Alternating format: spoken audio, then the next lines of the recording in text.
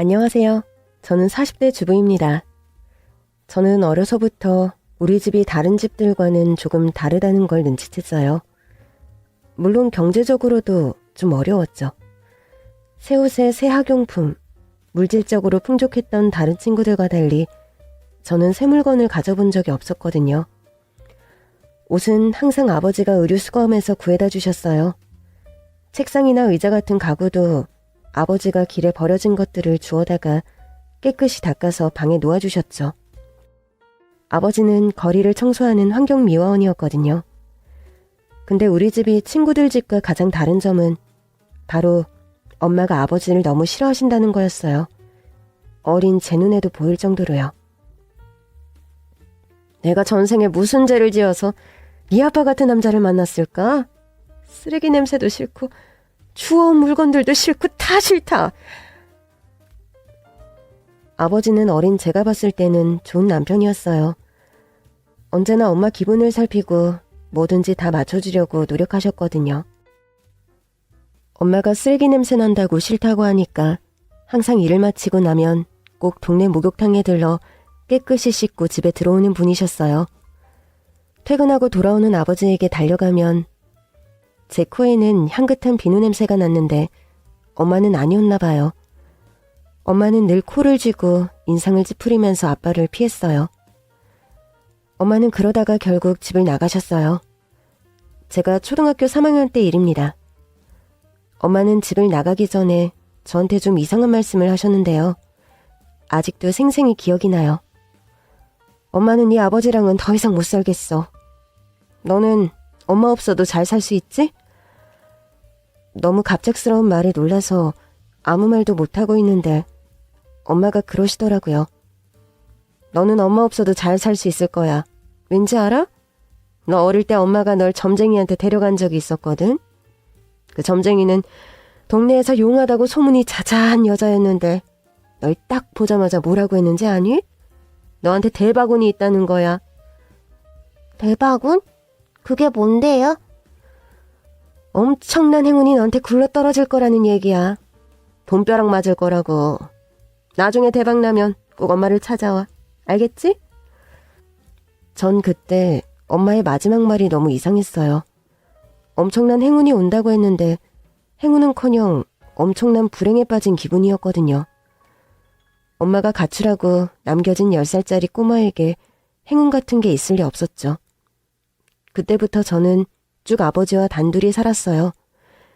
아버지는 새벽에 거리를 청소하고 오후에는 건물 청소를 하시면서 저를 키웠습니다. 초등학교 5학년 때였어요. 어느 날 수업이 끝나고 친구들과 교문을 나서는데 저 앞에 아버지가 청소 리어카를 끌고 가시는 게 보이더라고요. 그런데 아버지가 저를 한번 힐끔 보시더니 모른 척하고 제 앞을 빠르게 지나가 버리시지 뭐예요? 아무것도 모르는 제 친구들은 갑자기 청소 리어카가 지나가니까 코를 막으면서 피하더라고요. 아, 냄새나. 우리 저쪽으로 피해서 가자. 윤아야, 빨리 와. 친구들한테 이끌려서 저도 아버지를 모른 척 지나가 버렸어요. 너무 갑작스럽게 일어난 일이라서 그랬을까요? 저는 아버지가 서운해하실 거라는 걸 뻔히 알면서도 끝까지 아버지를 모른 척 해버리고 말았던 거죠. 전 아버지를 부끄러워했다는 죄책감에 시달리다가 그날 저녁 아버지께 잘못을 빌었습니다. 아버지, 아까 우리 학교 앞에 오셨었죠? 봤니? 너 창피할까봐 모른 척하고 지나갔는데? 아는 채 못해서 죄송해요, 아빠. 갑자기 아버지 만나니까 좀 당황스러워서. 괜찮다. 밖에서 아버지 봐도 모른 척 인사 안 해도 괜찮아. 괜히 인사했다가 너한테 곤란한 일이 생기면 어떻게 하니? 그런 일이 왜 생겨요? 아니야. 혹시 모르니까 인사하지 마. 집에서 맨날 보는데 밖에서 모른 체 좀 하면 어때? 아버지는 다 이해해. 아니에요, 아버지. 앞으로는 어디서든지 아버지 리어카가 보이면 바로 달려갈 거예요. 애들한테도 다 얘기할 거예요. 우리 아버지라고. 아버지는 끝까지 그러지 말라고 저를 말리셨지만 왠지 제 말을 듣고 싶지 않은 기색이었어요. 그날 이후로 저는 아버지가 청소부라는 사실을 숨기지 않고 친구들 앞에서 당당하게 말했어요. 그래서 아버지의 청소 리어카를 만나면 얼른 뛰어가서 밀어드리기도 했죠. 제가 당당하게 밝히고 나오니까 친구들도 오히려 별말을 못하더라고요. 그런데 제가 고등학생이 된 어느 날 이상한 일이 벌어졌어요. 집에 돌아올 시간이 아닌데 아버지가 갑자기 집에 들어오신 거예요. 벌써 오셨어요? 오늘은 퇴근이 빠르시네요? 아니다. 뭐 찾을 게 있어서 잠깐 들른 거야. 일을 하는 도중에 돌아오신 듯 쉬지도 않고 급하게 집에 오신 아버지는 옷장 깊숙이 넣어두었던 엄마의 겨울 외투와 옷가지들을 허둥지둥 가방에 쑤셔 넣으시더라고요. 아버지, 그건 엄마 옷 아니에요? 그건 왜 챙기세요? 나중에 얘기해 줄게. 지금은 급해서. 금방 다녀올게. 황급히 나가는 아버지가 몹시도 수상했죠. 혹시 엄마를 찾은 거 아닐까? 불현듯 엄마 생각이 뇌리를 스쳤습니다. 저는 재빨리 아버지를 따라 뛰었죠. 혹시라도 들키면 돌아가라고 할까봐 몰래 아버지를 따라간 곳은 어느 좁은 골목길 앞이었어요.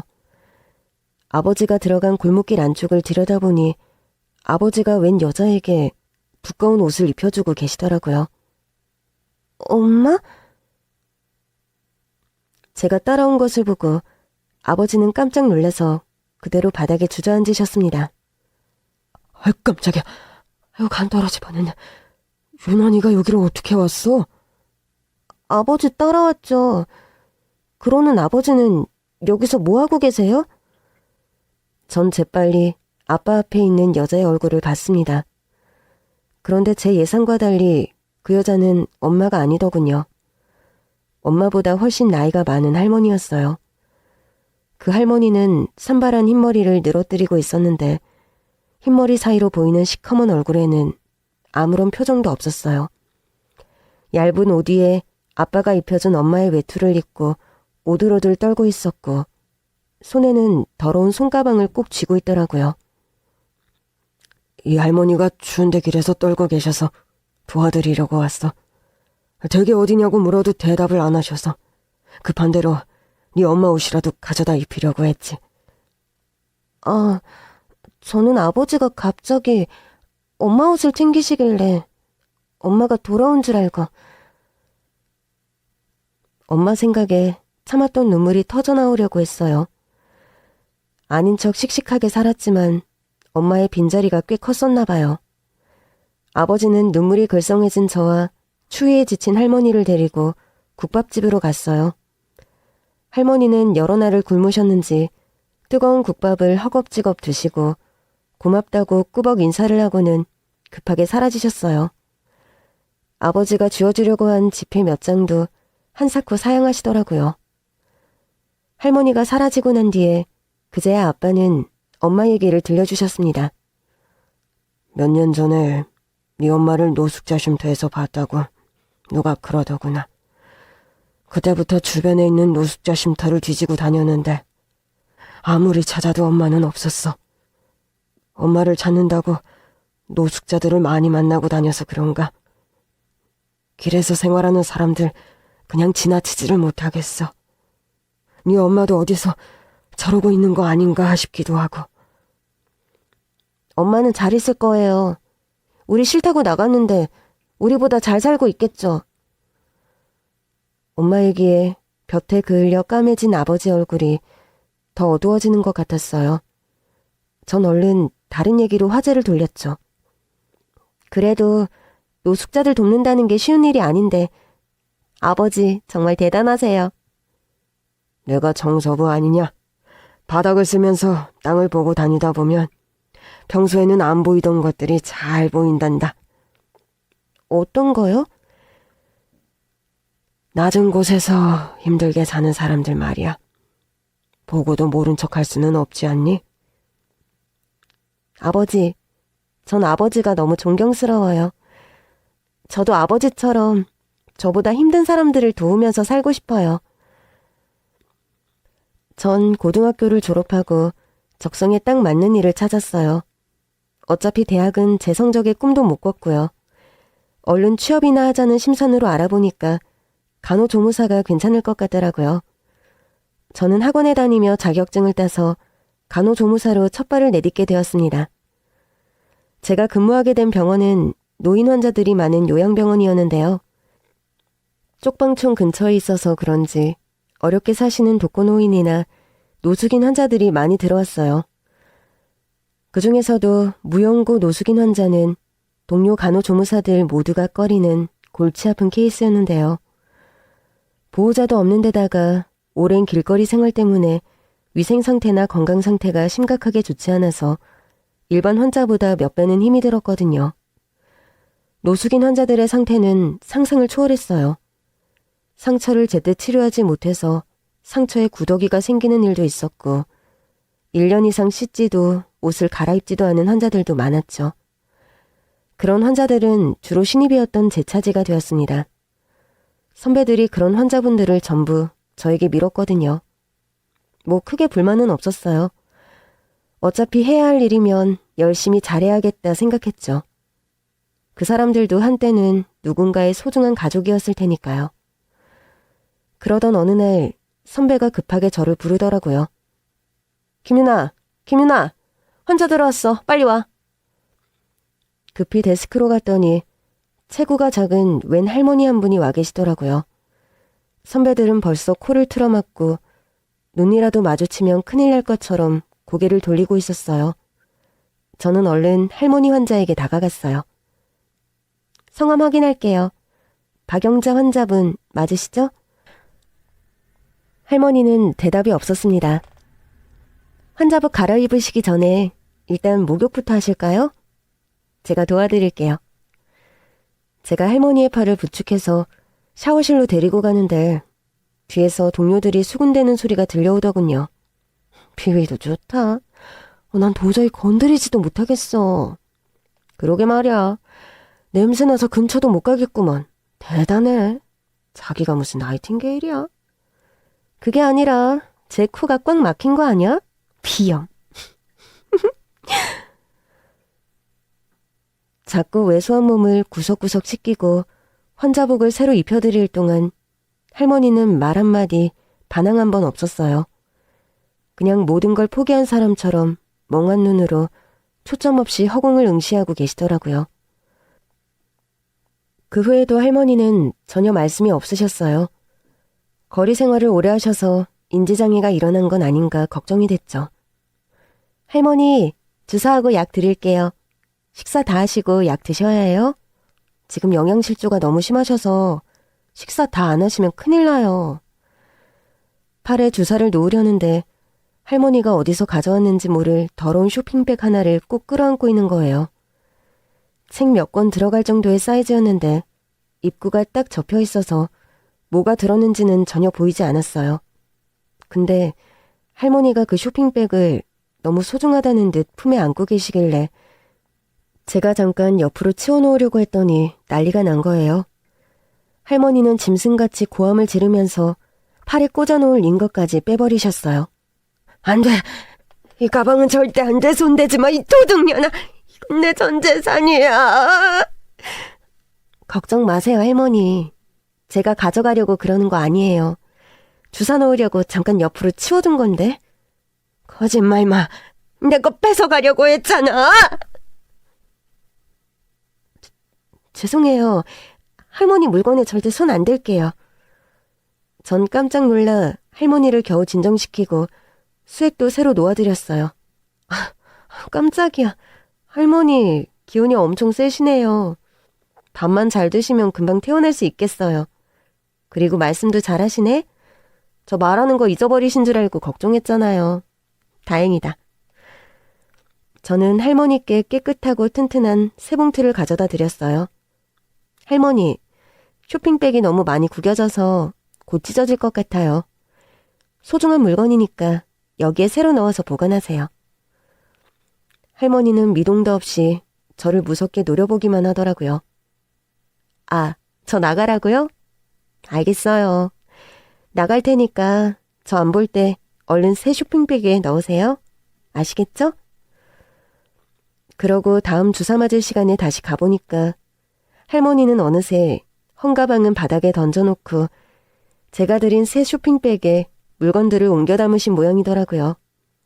할머니가 저에게 조금은 마음을 연 것 같아서 속으로 흐뭇했죠. 할머니는 찾아올 가족도 친구도 하나 없는 외로운 환자였어요. 우리 요양병원에 들어온 지 석 달이 넘었는데 누구 하나 찾는 사람이 없었죠. 제가 말을 걸어주지 않으면 온종일 말 한마디 할 일도 없었어요. 어쩌다가 나이도 많으신 할머니가 가족도 자식도 없이 혈혈단신으로 길에서 떠도는 처지가 되었을까. 전 할머니 인생이 너무 안타까워서 수시로 들여다보고 할머니가 좋아하는 달콤한 간식거리도 챙겨드렸어요. 근데 하루는 평소처럼 할머니를 찾아뵙고 병실을 나서는데 병실 문 앞에 누가 서 있다가 절 보고는 당황하면서 후다닥 도망치는 거예요. 뛰어가는 뒷모습을 보니 검은 양복을 입은 키가 크고 날씬한 남자였어요. 저기요! 잠시만요! 저는 얼른 그 남자의 뒤를 쫓았어요. 그러나 그 남자는 순식간에 비상계단을 내려가 제 시야에서 사라지고 말았습니다. 저는 동료와 선배들에게 그 남자에 대해서 물어봤죠. 근데 놀랍게도 저만 빼고 모두 그 남자를 알고 있는 겁니다.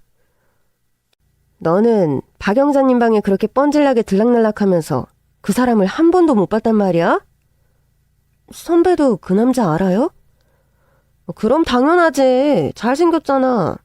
그 남자가 나타났다 하면 서로 보겠다고 다들 난리야. 참 이상한 일이었어요. 병원 안의 간호조무사 동료들은 모두 봤다는데 할머니 병실에 제일 많이 드나드는 제가 못 봤다니 말이에요. 그 남자가 누군데요? 몰라. 할머니 가족이겠지 뭐. 아들? 아니면 손자? 아무튼 자기 엄마 병원에 버려놓고 그래도 양심은 있는지 몰래 보러 오는 거 아닐까? 그게 사실이라면 할머니 마음이 얼마나 아프실까요? 자식이 있는데 버려진 거잖아요. 저는 더 마음이 쓰여서 할머니께 더욱 잘해드려야겠다 생각했어요. 그리고 할머니 아들이라는 그 남자와 이야기라도 해보고 싶어서 그 검은 양복 남자를 계속 찾았는데요. 이후에도 저만 피해 다니는 건지 제 눈에만 띄지를 않더라고요. 우리 요양병원은 환자 수에 비해서 의사가 절대적으로 부족했어요. 시설도 열악했고 제대로 치료비를 낼 수 있는 환자도 거의 없어서 제대로 된 의사 선생님은 모시기도 힘들었죠. 그래서 가끔씩 찾아오는 의료봉사단이 저희에겐 가뭄의 단비 같은 존재였어요. 남편을 만나게 된 것도 이 의료봉사단 덕분이었죠. 하루는 술에 잔뜩 취한 노숙자 환자가 응급으로 들어왔어요. 싸움을 한 건지 팔에서 피가 뚝뚝 떨어지는데 환자가 술에 취해서 난동을 부리는 탓에 아무도 접근하지 못하고 있을 때였거든요. 갑자기 의료봉사단의 막내 의사 선생님이 멋지게 나서더니 그 술 취한 노숙자의 팔을 딱 붙들었어요. 그리고 소리치더라고요. 여기 누가 다리 좀 잡아줘요. 다급한 도움 요청에 전 앞뒤 생각 없이 튀어나가 환자의 다리를 꼭 붙들었어요. 환자의 몸에서 나는 냄새에 술 냄새가 뒤섞여서 역한 냄새가 났지만 꼭 참았죠. 정신없이 의사 선생님을 서포트해서 찢어진 상처를 봉합하고 무사히 치료를 마쳤어요. 근데 치료가 끝나고 나니까 그 봉사단 막내 선생님이 저를 잠깐 보자고 하시는 거예요. 선생님 부르셨어요? 이름이 김유나 씨였나요? 경력이 얼마나 됐어요? 아직 1년 안 됐어요. 오늘 잘했어요. 난데없는 칭찬에 얼떨떨해 있는데 선생님이 이상한 말씀을 하시더라고요. 아까 도와달라고 했을 때 김유나 씨가 나올 줄 예상하고 있었어요. 네? 어떻게요? 저는 그냥 생각 없이 나간 건데. 항상 굳은 일에는 김유나 씨가 제일 먼저 나서잖아요. 다들 꺼리는 더러운 환자들한테도 한결같이 친절하게 대해주고. 김유나 씨 참 좋은 사람 같아요. 솔직히 제 눈에는 천사 같아 보이네요. 천사요? 설마 그럴 리가요. 농담 같지만 정말입니다. 유나 씨는 날개 없는 천사예요. 저 사실 오랫동안 유나 씨를 지켜봐오고 있었어요. 오늘 엄청 용기 내서 고백하는 건데 어때요? 유나 씨만 괜찮다면 저랑 한번 만나볼래요? 이렇게 해서 저는 얼떨결에 남자친구가 생겼답니다. 남친은 큰 대학병원 의사였는데 의사로서 자신이 가진 것을 조금이라도 나누고 싶다면서 여기저기 의료봉사를 많이 다녔어요. 저도 병원 쉬는 날에는 남친과 함께 의료봉사를 다니면서 데이트를 했죠. 남친은 정말 배울 점이 많고 존경할 만한 사람이었어요. 저도 남친한테 어울리는 사람이 되고 싶어서 열심히 공부하고 환자들 돌보는 데 힘을 보탰답니다. 그렇게 좋은 만남을 이어가던 저희 둘은 드디어 결혼을 하게 되었어요. 그런데 신혼여행 갔다가 돌아와 보니 박영자 할머니 건강이 많이 나빠져 있는 거예요. 이 환자분 이대로 두면 진짜 위험할지도 몰라. 일단 우리 병원으로 옮겨서 더 적극적으로 집중 치료를 해봐야 할 것 같은데. 필요하면 수술도 하고. 신경 써줘서 너무 고마워요, 여보. 당신이 각별하게 생각하는 분인데 내가 더 신경을 써야지. 그렇게 해서 할머니는 남편이 일하는 큰 대학병원으로 옮겨서 검사와 치료를 이어가게 되었습니다. 저도 할머니랑 같이 파견 근무를 나가게 되었고요. 그런데 그 병원에는 남편 말고 저희 동서도 의사로 근무를 하고 있었어요. 서방님이 저희 남편보다 먼저 결혼해서 저에겐 동서가 하나 있었거든요. 근데 이 동서가 결혼 진행할 때도 사사건건 저를 무시하더니 아니나 다를까 할머니를 모시고 대학병원으로 온 저에게 또 막말을 하는 겁니다. 자기는 의사고 저는 간호조무사니까 막 대해도 된다 이거겠죠. 요양병원에서 왔어요? 이 환자 뭐야? 무형고 노숙자네? 아우 골치 아프게 생겼어. 동서 잘 부탁해. 내 담당 환자인데 요양병원에서 치료가 잘 안 돼서 큰 병원으로 온 거야. 동서가 유능한 의사니까 꼭 좀 부탁할게. 그러지 말고 다른 병원 가요, 형님. 아무리 가족이라도 의사한테 청탁하고 그러면 큰일 난다니까. 청탁은 무슨 그런 건 아니고 그냥 잘 부탁한다고. 저는 괜히 까칠하게 구는 동서의 손을 꼭 잡았어요. 진심은 통한다고 동서 마음이 조금이라도 누그러질까 싶어서 그랬죠. 근데 동서가 손을 획 뿌리치면서 더 못되게 굴더라고요. 형님, 거지같이 이러지 말고 좀 꺼져요. 그때 제 손을 뿌리치던 동서가 갑자기 옆으로 쓰러질 듯 휘청거렸습니다. 진짜로 일어나서는 안 될 일이 일어나고 말았어요. 제 옆에서 동서의 싸가지 없는 언행을 지켜보던 박영자 할머니가 동서의 뺨을 세게 때려버린 것입니다. 할머니, 안 돼요! 저는 너무 깜짝 놀라 비명을 질렀죠.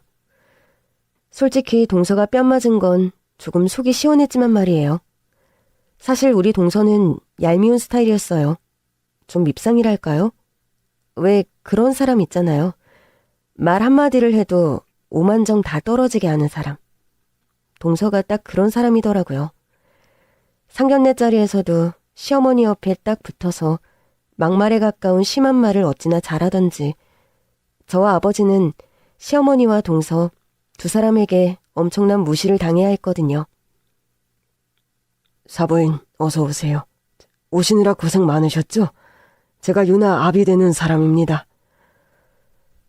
우리 아들이 하도 성화를 해서 겨우 이 결혼 하락하기는 했는데 제 마음이 아직 많이 힘드네요.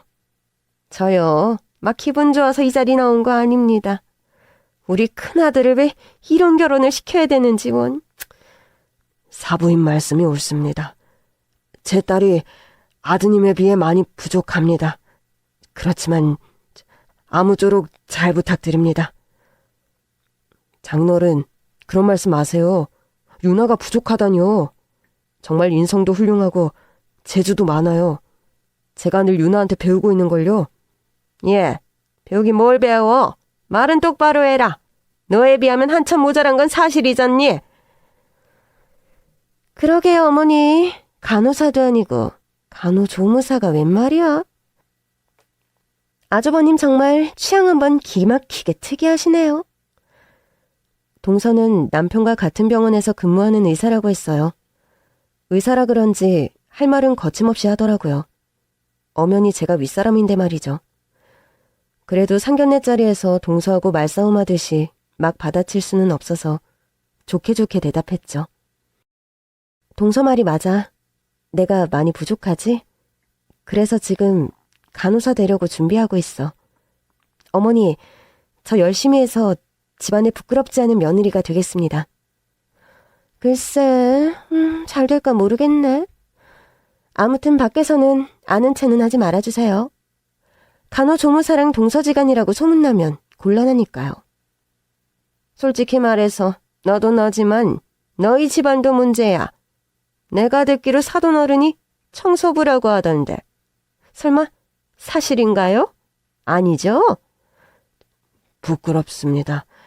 제가 배움이 짧고 재주가 부족해서 그런 일밖에는 할 일이 없더군요. 그래도 남한테 해 안 끼치고 제 힘으로 정직하게 벌어서 우리 유나 바르게 키우려고 노력 많이 했습니다. 그러니까 진짜 청소부가 맞다는 거네요? 아유, 나 참, 기가 막혀서.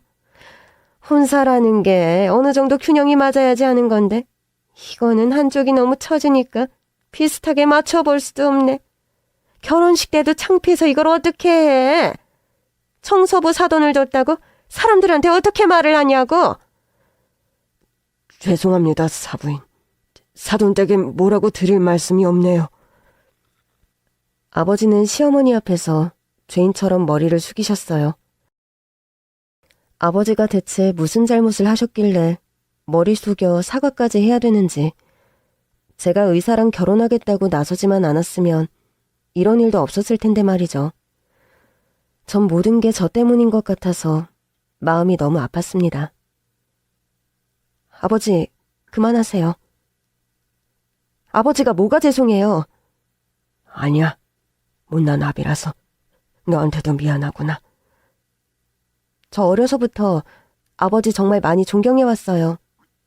저희 아버지 누구보다 정직하게 땀 흘려서 일하시고 어려운 사람들도 돕는 훌륭한 분이세요. 사과할 이유가 없어요, 어머니. 내가 언제 사과하라고 했니? 아유, 무서워. 쌍심지를 켜고 난리야. 없이 사는 사람들은 사연도 참 구구절절하네요. 드라마 한 편이야 완전. 재수씨, 말씀 삼가세요. 어머니도 그만하시고요. 자꾸 이러시면 저 어머니랑 협의 없이 제 마음대로 결혼할 거예요. 그리고 다시는 어머니 안 볼 겁니다. 아유, 알았어. 며느리가 아니라 상전을 드리게 생겼네. 저렇게 벌써부터 제 마누라를 싸고 도니 앞으로 말 한마디나 편하게 하겠니? 응? 그러게요. 청소부 집딸이 저보다 더 특별 대접인데요? 상견례 후 결혼을 준비하면서도 시어머니와 동서는 사사건건 트집을 잡고 절 무시했습니다. 예단이랑 예물을 드렸더니 청소부 딸이라 그런가? 안목이 너무 없다. 이러시지를 않나. 신혼집에 넣을 살림살이들을 장만했더니 청소부 딸이라 그런가? 어디서 쓰레기만 모아다 놓은 것 같아요. 어머, 화났어요? 형님, 농담이에요. 이런 막말을 해대질 않나. 결혼식 드레스 고를 때도 굳이 따라와서는 청소부 딸이라 그런가? 어째 추워다 입힌 것처럼 옷들이 다 안 어울려. 이러는 겁니다. 전 너무 서러웠죠. 오빠, 어머니랑 동서 좀 못 오게 해. 나 진짜 그놈의 청소부 딸 소리에 노이로제 걸릴 것 같아. 미안해, 진짜 미안해. 옛날에 우리 엄마가 나 돈벼락 맞을 팔자라고 했는데 진짜 내가 돈벼락만 맞아봐. 청소부 딸 소리 다시는 못하게 만들어줄 거야. 우리 유나 많이 힘들구나. 그런 안 웃긴 농담을 다 하고. 자꾸 아버지 직업 가지고 뭐라고 하시니까 너무 서러워.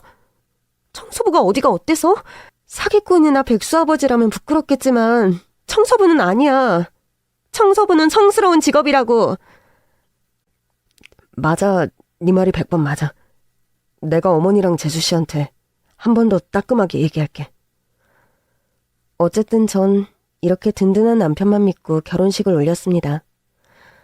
남편만 내 편이면 시어머니와 동서구박쯤이야 어떻게든 이겨낼 수 있을 것 같았거든요. 그런데 신혼여행을 마치고 돌아와 보니 박영자 할머니 건강이 급격히 나빠져 있었던 거죠. 할머니, 회복이 안 되고 자꾸만 나빠져서 어떡해요. 늙은이가 뭘 어떡해? 죽기밖에 더 하겠어? 무슨 말씀을 그렇게 하세요? 제가 이렇게 열심히 간호하는데 돌아가시긴 왜 돌아가셔요? 그런 일 절대 없어요. 큰 대학병으로 옮겨서 치료하면 나을 수 있으니까 저랑 같이 열심히 치료해봐요. 아셨죠? 병은 나아서 뭐래? 살고 싶지도 않아. 그러지 말고 병 나으면 저랑 같이 놀아요. 뭐? 할머니 태어나고 나면 저랑 바다도 보러 가고 꽃도 보러 가요. 맛집에 가서 줄도 서보고 노래방도 가고. 어때요? 아유, 됐어. 새색시가 서방 놔두고 왜 늙은이랑 그런 거래? 소방 맞으면 어쩌려고. 저 엄마 없이 컸거든요. 할머니는 꼭 우리 엄마 같아요. 할머니는 엄마 소리에 좀 당황한 듯 놀라는 눈치였어요. 근데 제가 아주 없는 말을 지어낸 건 아니었어요. 엄마가 노숙자가 된 걸 봤다는 소리에 아버지랑 전국의 노숙인 쉼터를 찾아 헤매기도 했었거든요. 물론 지금은 포기했지만요. 그러니까 꼭 약속해요. 빨리 건강해져서 태어나고 같이 놀러 가기로 약속? 사람이 아프면 마음이 약해지기도 하고 우울해지기도 하잖아요. 오랜 투병 생활에도 나아지지 않는 몸 때문에 할머니도 많이 힘드셨을 거예요. 어쨌든 제가 어르고 달래서 겨우겨우 대학병원에 도착했을 때였습니다. 멀리서 다가오는 사람이 영락 없는 우리 동서더라고요. 저는 아무 생각 없이 반가운 마음에 동서를 불렀죠. 그리고 그 사달이 난 겁니다. 동서, 나야. 아니, 이게 뭐야? 지금 호까지 달고 오신 거예요? 이분 우리 병원 환자야. 이번에 여기 병원으로 옮기라고 해서 온 거야. 내가 전담 간병인이야. 왜 하필 우리 병원이야? 짜증나게. 다른 병원으로 가지. 뭐라고? 그게 무슨 말이야, 동서? 형님, 거지같이 있지 말고 꺼지라고요. 그 순간 침대에 누워 계시던 박영자 할머니가 벌떡 일어나 동서뺨을 큰 소리가 나게 찰싹 때렸습니다. 아파서 기운도 없는 사람이 어디서 그런 힘이 솟아나는지 동서 몸이 휘청거릴 정도로 세게 때리시더라고요. 못돼 먹은 것이 누구 보고 꺼지래? 김은아 선생님은 니까짓게 그렇게 함부로 해도 되는 그런 사람이 아니야. 할머니 손짓 한 번에 어디서 나왔는지 경호원 서너 명이 절 에워싸더군요. 이게 도대체 무슨 상황인지 어안이 벙벙해져 있는데 경호원들 사이로 검은 양복의 남자가 또 나타난 겁니다. 아, 할머니 아들이 여기까지 따라왔구나. 오늘은 반드시 저 남자를 잡아서 할머니 가족을 찾아드려야겠다. 전 잽싸게 그 검은 양복 입은 남자의 옷자락을 붙잡았습니다. 그 남자는 이번에는 도망가지 않고 순순히 잡히더군요. 당신 박영자 할머니 아들이죠? 여긴 왜 따라왔어요? 이거 놓고 말씀하시죠. 저는 박영자 할머니 아들이 아닙니다. 네? 아들이 아니면 뭐예요? 손자? 당신 정체가 도대체 뭐냐고요? 전 박영자 사모님 비서입니다. 사모님 비서라고요? 비서라는 남자가 들려준 이야기는 충격 반전 그 자체였습니다. 사모님은 원래 이런 데 계실 분이 아닙니다. 노숙자는 더더욱 아니고요. 말도 안 돼. 그럼 박영자님이 대체 누구란 거예요? 중소기업 대표를 지내신 저희 회장님의 사모님이시죠. 네? 회장 사모님? 근데 왜 가족도 없이 혼자서 병원 생활을 하시는 거죠? 분명히 노숙하다가 오셨다고 들었는데요. 할머니의 비서는 믿기지 않을 만큼 놀라운 얘기를 저에게 들려주었습니다. 사실 할머니께는 2명의 아들이 있었다고 해요. 그런데 할머니의 남편인 중소기업 회장님이 돌아가시고 난 후 상속 문제로 형제 간에 칼부림이 나서 형은 목숨을 잃고 동생은 살인죄로 감옥에 갔다는 겁니다. 전 당장 할머니께 달려가서 할머니 침대맡에 얼굴을 묻고 한참을 울었습니다. 할머니가 감당해야 했던 고통이 얼마나 컸을지 상상해보니까 눈물이 저절로 나더라고요. 2 아들이 하나는 가해자, 하나는 피해자가 된 기막힌 비극을 할머니는 어떻게 견뎌오신 걸까요? 무슨 일이야? 우리 유나 선생 왜 울어요? 저 비서분한테 얘기 다 들었어요. 할머니 그동안 얼마나 힘들고 고통스러우셨어요. 너무 마음이 아파요. 내 얘기 다 들은 모양이네. 자기 일도 아닌데 이렇게 슬퍼해주고. 유나 선생은 마음도 참 예쁘지. 할머니는 담담하게 2 아들 이야기를 들려주셨습니다. 2 아들이 다 착했어. 아버지 재산 갖고 싸우고 그럴 애들은 아니었는데 돈이라는 게 참 무서운 거예요. 사람을 아예 딴 사람으로 만들어버리더라고. 그때만 생각하면 아직도 숨이 안 쉬어져. 근데 노숙 생활을 왜 하신 거예요? 그 집에 도저히 있을 수가 없더라고. 너무 무서워서. 그 집에 있으면 자꾸만 그날 사고가 떠올라서 견딜 수가 없었어. 생각을 해봐요.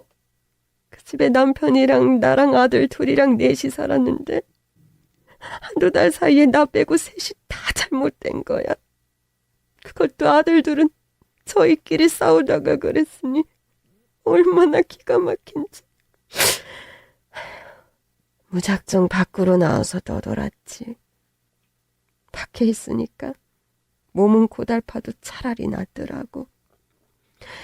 사고 현장을 안 봐도 되니까. 그러다가 큰일이라도 나면 어쩌시려고요? 차라리 큰일이 났으면 좋았지. 맨정신으로는 견디기가 힘들어서 미친 사람처럼 정신줄 놓고 살아보려고 했는데 그것도 마음대로 안 되더란 말이지. 오히려 정신이 점점 더 또렷해져 사고 때 기억이 안 없어지는 거야. 그래서 남편 저승길이나 따라가자 싶어서 밥을 굶기 시작했는데 며칠 지나서 정신 잃고 쓰러졌다가 일어나 보니까 요양병원이었어. 그 병원에서 유나 선생이 날 살려놓은 거지. 병원에서 약 잘 드시고 치료 잘 받으니까 좋아지신 거지. 제가 뭐라고 할머니를 살려요. 저 그런 능력 없어요. 간호조무사 주제에 무슨. 아니야. 유나 선생이 나 살린 거 맞아. 정말 몇 달 만에 사람의 온기를 느껴보는 것 같더라니까. 선생님이 나같이 더러운 노숙자 노인네를 지극정성으로 돌봐주는 것을 보고 정말 감동했어요. 생판 모르는 남한테 어떻게 그렇게 진심을 베풀 수가 있는지. 유나 선생 덕분에 다시 살아봐야겠다는 용기가 생긴 것 같아. 그러니까 이번에도 치료 잘 받으셔서 빨리 퇴원하세요. 퇴원하고 저랑 한 약속 꼭 지키셔야 해요. 알았어. 내가 얼른 나와서 유나 선생한테 은혜도 갚아야지. 저와 할머니는 말없이 서로를 꼭 끌어안아 주었어요. 내가 엄마 같다고 했지? 네. 물론 우리 엄마는 좀 차가운 편이었지만요. 할머니는 그냥 왠지 모르게 엄마 같은 느낌이 나요. 따뜻하고 포근하고. 제가 엄마 사랑을 많이 못 받고 자라서 그런가 봐요. 나도 아들만 키워봐서 그런지 딸이 있다면 꼭 이렇겠다 싶었어요. 우리 앞으로 진짜 엄마 딸처럼 서로 위하면서 살아봐요. 네, 할머니. 그리고 며칠 후 아버지가 갑자기 제가 있는 병원으로 오신다는 겁니다. 나 오늘 너희 병원에 좀 들른다. 이따 보자. 갑자기 왜요? 아버지 어디 아프세요? 아니, 뭐 그런 건 아니고 이서방도 거기서 일하고 또 우리 딸 큰 병원에서 일하는 모습도 좀 보고 싶어서. 아빠가 해준 것 하나도 없는데 잘 커서 제 앞가림하니 너무 자랑스럽다, 우리 딸. 아버지도 참, 남들이 들으면 내가 무슨 의사인 줄 알겠어요. 네가 그렇게 큰 병원에서 사람 목숨 살리는 일을 하고 있는데 의사면 어떻고 간호사면 어떻고 간호조무사면 또 어때? 아빠가 보기엔 다 똑같이 중요한 사람들이야. 이렇게 해서 아버지가 대학병원으로 오셨습니다. 저 일하는 모습을 보신다고 굳이 병실까지 올라와 보겠다고 하셔서 어쩔 수 없이 허락했죠. 그때는 면회 제한이 있던 시절도 아니었고 또 할머니께 아버지를 소개해드리고 싶었거든요. 할머니, 저희 아버지가 할머니랑 인사 나누고 싶다고 하셔서 모시고 왔어요. 그런데 누워 계시던 할머니가 아버지를 알아보시고는 갑자기 자리에서 벌떡 일어나시는 겁니다. 할머니는 다급하게 김비서를 호출하셨습니다. 언제나 할머니 곁에서 그림자처럼 할머니를 지켜봐주고 여러 가지 일을 도맡아 처리하고 있는 김비서님은 대학병원에 와서도 할머니 병실 주위를 수시로 오가면서 할머니를 지켜주고 계셨거든요. 언젠가 한번 제가 김비서님한테 이렇게 뒤에서 뒤치다거리하는 것 힘들지 않냐고 물었는데 김비서님은 씩 웃으면서 대답하시더라고요. 돈 받고 하는 일인데요, 뭘. 김비서님은 중소기업 대표님이 갑자기 돌아가시는 바람에 대표 자리에 오르게 된 할머니를 도와서 회사 일을 계속 처리해오고 있는 모양이더라고요. 저는 몰랐는데 할머니 병실이 곧 대표 사무실이었던 거죠. 김비서, 얼른 그거 가지고 와. 그거 말이야. 잠시 후 김비서가 가져온 것은 할머니가 늘 품에서 놓지 않았던 쇼핑백이었어요. 너무 낡고 찢어져서 제가 새 쇼핑백으로 바꿔드렸던 바로 그거요. 할머니가 쇼핑백 안에서 무언가를 꺼내자 아버지와 저는 까무러칠 듯이 놀랐습니다. 아니지, 이게 왜 여기 있어? 할머니가 이걸 어떻게 갖고 계시는 거죠? 그건 그 옛날 엄마가 집을 나갈 때 두고 갔던 겨울 외투였습니다. 제 얼굴 기억 안 나세요? 저는 선생님 얼굴이 또렷하게 기억나는데 그때 길에서 만난 저한테 옷도 주시고 국밥도 사주셨잖아요. 알고 보니 할머니는 예전에 고향에서 저와 아버지가 구해주었던 그 노숙자 할머니였던 겁니다. 아이고, 그럼 유나 선생이 그때 그 학생이었구나? 정말 몰라봤어. 유나 선생 얼굴을 기억하고 있었다면 생명의 은인을 바로 찾을 수 있었을 텐데 그랬네. 응? 제가 고등학교 때 갑자기 아버지가 집에 오셔서 엄마 옷가지들을 들고 나가셨던 그날이 떠올랐습니다. 제가 뒤따라 가보니 아버지가 웬 노숙자 할머니에게 엄마의 외투를 입혀드리고 있었는데 그때 그 노숙자가 바로 김영자 할머니였던 거예요. 저도 몰랐어요. 그때 머리가 얼굴을 뒤덮고 계셨고 솔직히 좀 무서워서 자세히 보지도 못했어요. 그랬겠지. 그날 유나 선생 아버지 아니었으면 난 벌써 이 세상 사람 아니었어. 그때 도대체 무슨 일이 있었던 거예요? 거리 청소를 하고 있는데 큰 길가에 할머니가 앉아 계시는 거야. 근데 표정도 안 좋고 좀 불안해 보이는 게 꼭 무슨 일을 낼 것 같은 분위기더라고. 그래서 청소를 하는 척 가까이 다가가서 좀 지켜봤지. 그랬더니 할머니가 갑자기 일어나서 차도로 몸을 날리는 거야. 그래서 얼른 붙잡았지. 그때 우리 아들 잃고 얼마 안 됐을 때야. 그때 정말 우리 남편이랑 아들 따라가려고 했는데 네 아버지 아니었으면 난 벌써 갔지. 그래서 그 다음은 어떻게 된 건데요? 구해놓고 보니까 너무 딱하더라고. 그때가 추운 겨울이었는데 얇은 옷만 입고 덜덜 떨고 계시길래 따뜻한 음료 하나 사서 들려드리고 잠시만 기다리라고 하고 집에 뛰어가서 네 엄마 옷이라도 가져다 드린 거지. 할머니는 그 옷을 계속 소중하게 들고 다니신 거고요? 이 옷 덕분에 겨울을 따뜻하게 보냈지. 얼마나 고마웠나 몰라. 모르는 사람이 자기 목숨 던져서 나를 구해주는 걸 보고 생각했다. 살아야겠다. 모르는 사람이 나를 구해줄 정도로 내 목숨이 소중하구나. 그러고도 또 식사 안 하시고 저 세상 가려고 해서 우리 병원에 실려오신 거잖아요. 아니 뭐 그때는 윤아 선생이 구해줬으니 됐지 뭘. 그러고 보니 아버지랑 딸이 2번이나 내 목숨을 구해주셨네. 이렇게 감사할 때가. 할머니는 아버지의 손을 꼭 잡고 몇 번이고 고맙다고 인사를 하셨어요. 언젠가 꼭 찾아서 보답을 하고 싶었어요. 그때 살려주시고 따뜻한 밥도 사주셔서 저한테 얼마나 큰 힘이 되었는지 몰라요.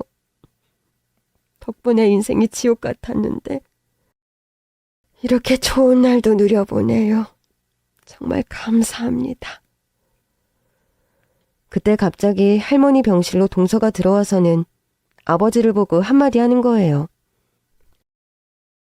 뭐야, 청소부가 노숙자 병문안 온 거예요? 끼리끼리 논다더니 진짜 잘 어울리네요. 근데 병실은 너무 어지르지는 마시고요. 아참, 청소부시니까 여기 한번 깨끗하게 쓸고 가면 되겠다. 그쵸? 동서의 막말에 화가 난 할머니는 노발대발하며 동서에게 호통을 쳤습니다. 어디서 또 갑자기 나타나서 말을 함부로 하는 거야? 당장 윤아 선생 아버님께 사과드려요. 의사식이나 돼서 어떻게 그렇게 못 배워먹은지만 골라서 하는지. 사과는 무슨, 틀린 말한 거 하나 없구만. 그리고 할머니는 고소장 받을 준비나 하세요. 지난번에 제 뺨 때렸죠? 폭행죄로 고소할 거예요. 너나 조심해. 나 여기 병원장이랑 친구야. 네? 그래서 뭐요? 저 협박하시는 거예요? 그쪽 앞으로 민원이 엄청나게 들어왔던데. 환자한테 갑질하고 막말하고 불친절하다고. 나한테도 다른 병원으로 꺼지라고 무례하게 굴었지. 병원장한테 얘기해서 바로 모가지를 날려줄까? 거짓말 마요. 노숙자가 어떻게 병원장이랑 친구야? 할머니가 강하게 으름장을 놓으니까 동서는 당황해서 슬금슬금 뒷걸음질쳐 사라지더군요. 동서가 환자들 사이에서 불친절하기로 소문이 난 건 사실이더라고요. 갑질이랑 막말에 당했다고 민원 접수된 건만 수십 건이 넘었어요. 동서는 결국 병원을 그만두고 말았죠. 할머니는 대학병원에서 치료를 마치고 건강한 몸으로 퇴원했어요. 퇴원하는 날 환자복을 벗고 머리끝부터 발끝까지 말끔해진 할머니를 보니 감개무량했습니다. 할머니는 이제 더 이상 노숙자가 아니라 갑부 사모님의 모습 그 자체였어요. 마침 쉬는 날이었던 남편과 함께 할머니를 댁까지 모셔다 드리기로 했어요. 택시를 잡으려고 타는 곳에 줄을 서려는데 검은색 최고급 세단이 우리 앞에 멈춰서더군요. 조수석 창문이 내려가는데 안을 들여다보니까 김 비서님이었어요. 사모님, 성북동으로 모시겠습니다. 남편과 저는 눈이 휘둥그레졌어요.